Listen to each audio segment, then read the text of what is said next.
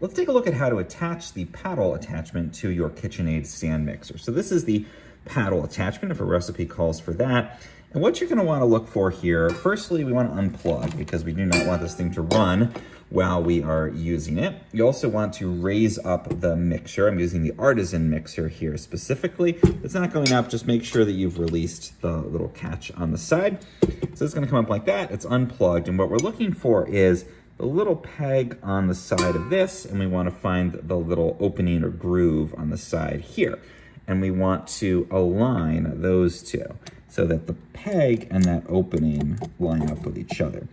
So we're gonna push that in, that's our first step. Now you can see the little peg in there, and we're basically gonna rotate this paddle in the direction of the little notch you can see here. And that's then coming around, so it's in there. And then we're just gonna pull down, and that's it. And this is locked in place. It's all good to go. There's no other clasp or anything you have to put on it.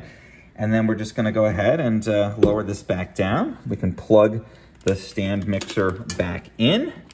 And then, I don't have anything in it presently, but you could go ahead and start, and you can see it's gonna work just fine. Now to take it back off again, you're gonna basically repeat the same process in reverse, unplugging, lifting the mixer up. But in this case, we're just going to push in first, and then rotate the opposite direction of that little peg. You can see what I'm doing here, and then you can see it's aligned, and we just pull that straight out. So very easy, but it can be a little tricky if you've never done it before.